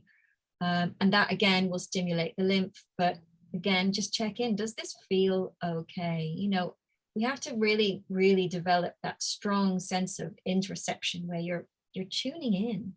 What is my body saying as a response to this? Don't just do it because someone says it was good for you. Like, what does your body say about that? And I think that's really key, you know, to listen, finally listen to what's happening. And sometimes it can take a little bit of time to really hear, but just give yourself that time. I think it's really important. But there you go. You know, movement in general will stimulate the lymph. In gentle inversions will stimulate it a little bit more, but go with caution. Yeah. Okay. So the next question is yoga for vertigo. If you want to improve your core, but can't lie on your back without the world spinning. Yeah. Okay, so you guys are sitting in a chair, right? I'm sitting upright in a chair. I've got my feet on the floor. I've got my kind of hips really level. I'm just going to lift one knee up. What muscles engage? Stomach. There we go. Yeah. Yeah. Oh, yeah. You can just do simple things like that. It doesn't have to be anything down on the floor. And if you are suffering with vertigo, then yeah, stay away from stuff that you're having to tip your body back and forwards because it'll just make you feel hideous. But also, you know, those tins of beans, if I'm going to hold 2 tins of beans up above my head, I'm engaging my core muscles to hold them there. I'm also engaging the erector muscles up my spine. Win-win. I'm going to strengthen my shoulders. Our arms decondition really quickly with something like this, you know, illness because the muscles in our arms are really small. And so hanging the washing or drying the hair can be really tiring and exhausting really quickly. And it's surprising to us, right? So again, when you're ready and you want to do a tiny bit, maybe just set yourself like a tiny 1-minute program of, I'm going to lift my knees 2 times each side, and I'm going to take a can of tomatoes and push it up above my head, maybe twice. That's your thing, okay? That would be day 1. See how it felt the next day. Your body will tell you.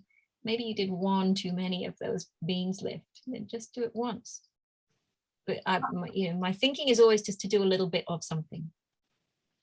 Can I just add in something as well? Because vertigo is something that I've had years of experience with, unfortunately. That, oh, really? That's interesting. And I've actually, it was another previous virus that caused damage to both of my inner ears. So with vertigo, it's really super important. And I know it's really difficult when we're really poorly because we can't be moving as much as we want to do. But to do the vestibular rehabilitation exercises, and I mean just little things like moving your thumb and watching, things like that can really help your brain to compensate for any loss of vestibular function and to get over that vertigo a lot quicker. And I learned that the hard way a few years ago, that unless you move your head and stimulate yourself to be dizzy, your brain won't compensate. So that's really important for those people. Interesting. Yeah, okay, that's a really great point. So actually, do you know what? I might ask you to find a link to an article that you could share into that group and just give it that title. What was the title you gave it? Vestibular rehabilitation exercises. Yeah. Actually, a vestibular disorders association who have links on their website. Well, you can put a link underneath. I'll send it to you. Great. All the great info, because I know loads of people with long COVID are struggling with vertigo, aren't they? Yes. And actually someone was just posting a whole bunch about it into my Facebook group over the last 48 hours, because I think they paid privately to go and see someone to help them work out what was going on. And she was definitely sharing some information around her vestibular migraines and the balance and dizziness and all that sort of stuff. So yeah, it's really common and you can work your way out of it. I think that's really absolutely important. Full recovery is absolutely possible from any vestibular disorder. Great. Great. Oh, that's lovely to hear. Good. So if you're listening to this, she said it. Okay. And I'm going to back her up. Anything else on the list? What have we got? Right, there's some questions based around people having relapses. So how have you coped with your relapses? And did you manage to recognise signs and therefore prevent relapses from happening? And or how have you sustained good health to avoid relapses? I mean, in some ways, I think I've answered that. So I'm aware that, you know, timing wise, we shouldn't go over the points too many times. But yes, I was aware of my symptoms. I think everyone is aware of the alarm bells that their body rings when things are starting to go a little bit haywire. I would rest. Definitely. I would go to bed. And I don't think about relapses. I don't use that word anymore. I think I've already said that. So I think that's really interesting. I think it's, you know, for me early on, it was fine because it really did reflect what was happening to me. You know, I think of it as this kind of wave that just gets a little less choppy as you go along. And I think, Rhoda, you were saying that, you know, prior to us pressing record, you're just kind of, you're noticing the kind of peaks and troughs a little less steep now, and the recovery is a little quicker. And I think once you go through that, once you see that happening, that also psychologically gives you, oh, it's okay, I'm coming out of this, I'm coming out of this. And we're less sort of depressed by it. Although I do know some people who've had, you know, what they feel like is a big recovery, and then they'll have, you know, suddenly what feels like out of nowhere, a kind of a massive crash.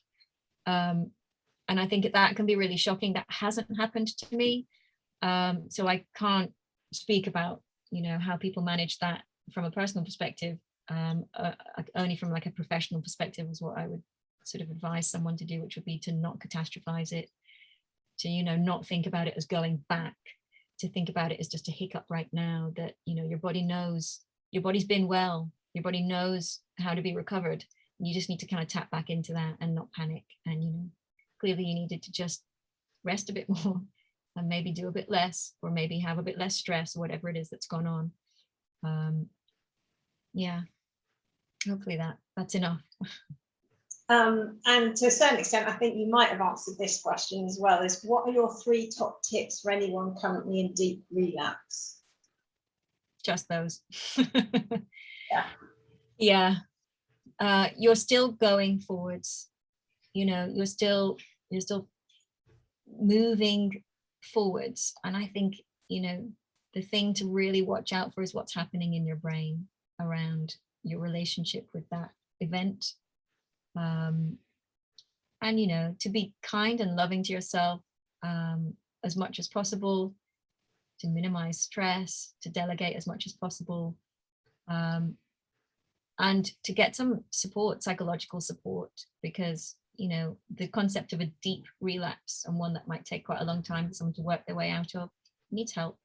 So, you know, get onto a waiting list, find a good counselor, ask on the groups, you know, how do you access the 6? So actually, Rachel, you're really good at this. You remember information. I don't remember things. You said you could message the NHS and they would literally. Oh, yes. IAPT. And you can go onto the website. I can share it again. I've shared it before in the group. You can go onto the website and self-refer. You don't have to go to your GP. You can just do it straight through the website. And they have a whole range of services, some of which are counselling via the web, as in you communicate via the web. You don't have face-to-face Zoom meetings. Some of which is working through programs. So there's a whole range of things. And basically, once you have applied, they will have a preliminary telephone conversation with you, and during that conversation they'll talk to you about what the difficulties are and what sort of help that you need. And for me, they gave me 12 they weren't face-to-face, they were Zoom obviously, but face-to-face counselling sessions to help with coming to terms. I had a bit of PTSD about going to sleep from the original worst part of COVID, and coming to terms with the challenges that I've had and all those sorts of things. But there are a variety of options They're apparently very good with anxiety related issues as well. And the lady that was can I just say something about that, Rachel? I'm just going to jump in. I'm so sorry. I would highly recommend only face-to-face. I mean, you know, on a screen or in person, because the reality of someone who's not well trying to do, you know, typing or messaging based therapy, it's a no-no. It's just a no-no. I think it would be incredibly exhausting. People need to be able to kind of sit back and think and to kind of tune off from the superlogical. And actually, if you're typing, you're still in a superlogical brain, right? You need to be able to kind of sit back from that. So I would highly recommend people to just as soon as I said it was long COVID, they said face to face. So that may be a thing that they have. And in fact, I know 5 people who none of the others had long COVID actually, but 5 friends that I have, I've recommended it to, and they have all used the service, and they've all had face to face as well. So I'm not sure who gets the non face to face, but someone somewhere does. Someone somewhere being really shortchanged. But what I know, obviously, in other countries, everyone will have their own kind of, you know, setup. But just to, you know, find someone, and there's always someone that offers a low cost clinic somewhere. You know, there's always trainee counselors, and you know, it's better than nothing. Just to find someone and start talking. I would highly recommend it. Do it straight away as well, because I know that some people, you know, they think I don't want to talk to somebody while I'm in this state, you know, physically really unwell. And I think people perhaps that are, because obviously with Delta, people are now still getting COVID, you know, obviously all over the world, and are in that really acute fight, flight, panic state. And I think, you know, I was already in therapy when this happened to me. So, but I did for a moment think I can't possibly talk to my counsellor while I'm in bed and this unwell. You know, I have to put some sort of face on of being, you know, okay to speak to them. And he was just like absolute rubbish. And he would Zoom, you know, we'd do a Zoom call or whatever from bed, and I would be looking, you know, just hideous. And you've got to let that go. You have to let that go. Yeah. It's then that you need that help. Yeah, absolutely agreed.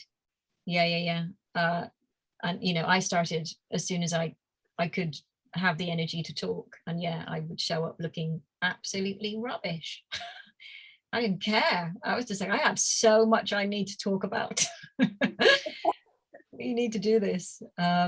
So no, great. I think it's a really good thing to kind of finish on as well, isn't it? That, you know, get your mental health journey sort of, you know, prioritized. Don't just sit there with the anxiety of this illness and all of the things that happen as a result of it. You know, take some action, you know, and that's properly looking after yourself. Don't worry, Rhoda, whatever you can hear. That's a dog. I'm really sorry. we can't hear it. Dog, because he threw his phone at me. I saw your face and I thought something's going on in the background there. So is there anything else on the list? I think we've covered them all, right?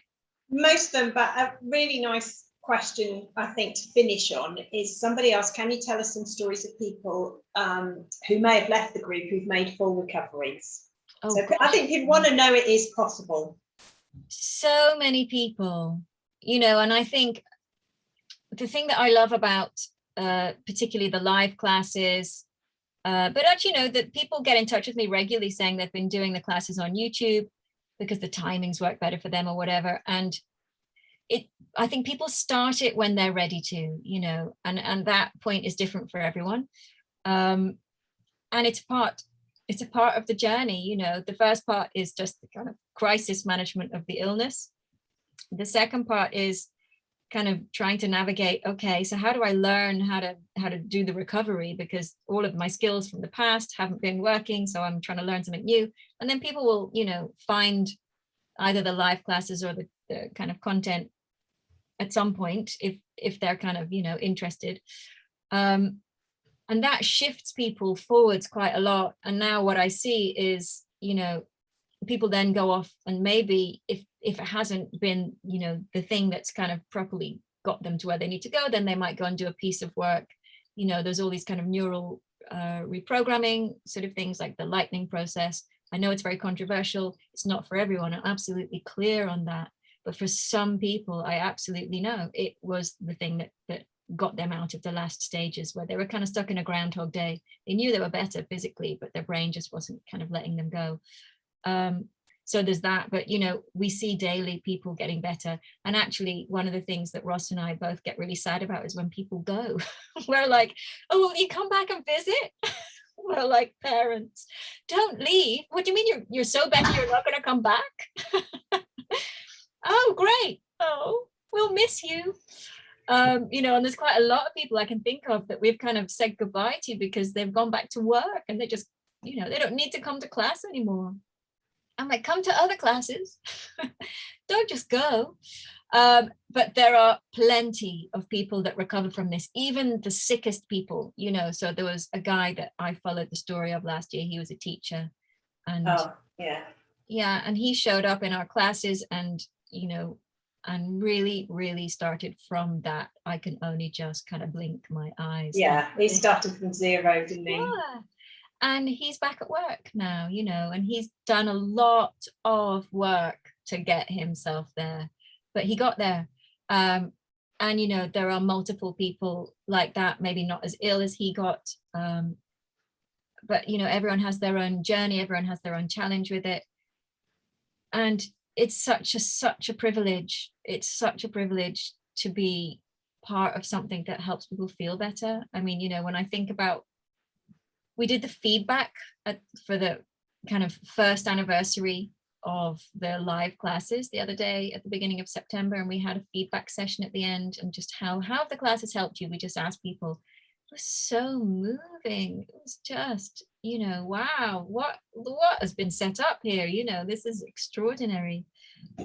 And the way that the group self-supports and they share knowledge, and there's a hive mind, and there's just a safe space for someone to, you know, someone needs to share a story that then makes them cry because actually they've tapped into something really profoundly upsetting for them, or hurtful, or whatever, scary, fearful, terrifying, whatever word. You know, there's a safe space where everyone will just be like, yeah, we get it. We absolutely get it. And that's healing in itself. Even if you don't do anything with your body, that right there, that's, you know, that's so powerful.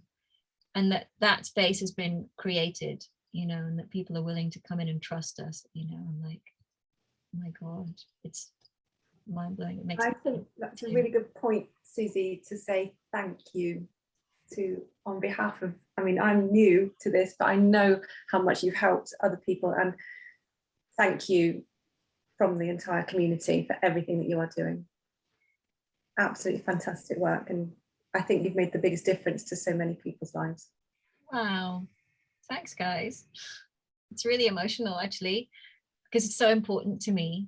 You know, I so believe in what I'm doing and what we're doing and what we offer. I just so believe in it as a route for, you know, like 70 to 80% of people. I think it's the route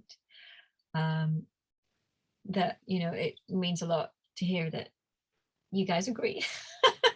Thanks.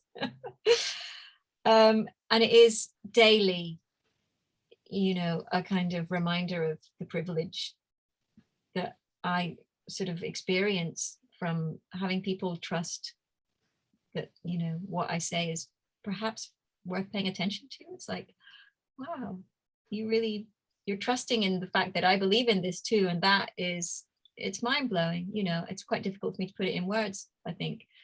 But yeah, it's an extraordinary thing. And I don't think about it as a whole very much particularly, but you know, if I step back and look, I'm like, wow, I was really ill, but I was really busy as well. And, you know, just this extraordinary community of people. You know, I love when someone new joins the Facebook group and they go, oh, you know, oh, this is my first time I'm posting or whatever. Everyone's just like, this is amazing. This is great. We've got so much information we're going to help you with. And like, you know, that kind of uplift, that kind of sweep upwards of you're going to be okay now you're here, because we've got so much that we can help you with, and you can read and watch and learn and just look after yourself. You know, it's not just a place of come and tell us how sick you are and we'll kind of handhold you. It's like, okay, we know we're all pretty sick. That's why we're here. Let's look at what we're going to do about it. Let's look at what we can do to help each other and share that. It's magic. That's put the nail on the head as well, because what you're actually offering and what the group is offering people is hope. for this big, scary, unknown thing, it's a completely a ray of hope for them to hold on to, and a path to follow towards, towards wellness. So, wow, thanks. Wow, it's amazing. I say this every day, but we couldn't have done it without everyone. If no one had believed in the first place, I would just be on my own, right? Going, oh, I've got another yoga class that someone might want to try. Oh, but you don't have to. There was just an opening. It was like a little window in the universe opened up and went, someone needs to just do this now. And, despite being very sick, the person that I am, it just went, it's your job. You just need to do it because no one else is doing it, or not in quite. I'll never forget that when you put that little message in the original non-COVID Facebook group, little message saying, would anybody be interested in any yoga for recovery from COVID? And I was like, yes, please. And then literally everybody piled in, because there just was nothing. There was nothing that was at an appropriate level, and lots of us have tried various. Oh, I might have just lost you on the internet there. I think it's just Rachel, because she said she was going to have some laptop issues. She did, yeah. I think Rach, you're back again. You're back in the room. We lost you for a bit there. Sorry, what I was saying was it was such an amazing moment, because there was this little person, Suzy who was saying she was going to do some yoga that was just for us, just what we needed. When we looked at so many other things, I'd tried various bits of yoga, and I'd even tried yoga for when you're ill and yoga for when you're feeling fatigued, and everything was a disaster. And here was someone who got it because they had it, and it was just just a complete game changer. I think I've had so much feedback around that point, because I was experiencing the symptoms that other people were experiencing during the sessions. I'd be like, it's exhausting being on your hands and knees. It's making my arms and legs shake horribly. Let's not do that. And it is part of. But that's what we needed. Yeah. We needed to know that the person who was helping us really got it, and really was able to feel those challenges with us. That was the thing. Yeah, and I do, and I did, and I just my crazy brain just decided that it was my job to do it. So there we go. Thanks, guys. Thank you. It's really it is deeply, deeply amazing and lovely to hear such positivity around the thing that has kind of taken up my every waking moment. But it's become the most important thing that I've ever done, it feels like. And there's an absolutely genuine kind of desire to keep it going above and beyond, and to keep research going, and to kind of really influence how we help people and approach post-viral conditions, in a way that is much more mind-body understood, and just to get the influence out there as broadly as we can. So it's been an amazing journey. Thanks for coming on it with me. We should wrap this interview up, because I'm aware that of course people watching it will be like, God, we've got brain fog just from watching this really long interview. So what I'm going to say is thank you so much, and I'm going to press stop record in a minute so that I can then say thank you to you both. But it's been an absolute honor that you thought that I was worthy of having a chat with. So I'm delighted that I've spent an hour and a bit with you guys, hanging out and talking about all of this. It'll be really nice to kind of look back on in 10 years and go, oh, look, that's what we were talking about then. Is there anything that you would like to say to kind of close? Rhoda, why don't I come to you first? Just thank you again. I think everything that you've shared is going to be of great help to people, who are not only just beginning on this journey, but those, who've been kind of stuck along the path somewhere and not sure where to turn. Everything you've shared is really helpful, and I'm just really grateful that you've given us the time to talk about it. Thank you. Oh God, no, it's super important. I'm asking other people to share their time with me. It's important. important to talk about it all, right? Thank you. And I just want to say, I've said it before and I'll say it again, thanks to you and to Ross, because I wouldn't have been well without you. Yeah. I couldn't have done it without you. So thank you. You're very welcome. And I know Ross isn't here, and he's been my kind of sidekick, the person making me laugh and pushing me forwards with all of the kind of, how about we do this? And he's just like, okay. Okay, all right, if you think we should, okay. Yeah, he is an important part of my team, and I probably wouldn't have done it without him, because I don't like, as I've said, doing things on my own. So, he's been roped into something that he had no idea he was going to be roped into either. I'm kind of dragged along with me in my kind of slipstream. So, and it's been a real privilege for him too. I know that, we talk about it often. And which is why actually, the retreat that we have now in 2 weeks, we're so looking forward to meeting a bunch of people. It's just like, oh, we're actually going to get to see some of these people in real life. That's kind of crazy. So yeah, our first little get together would be amazing. So ladies, thank you so much for your time and for inviting me in. Thanks for watching. If you want to get in touch with me or either of these two, then you can come in via the Facebook group, or I think you can see my website is there, 360mindbodysoul.co.uk, and you can drop me an email if you want to. I do reply. So there we go. But I'll stop record. So thanks for watching, folks, and stay as well as you can. Bye.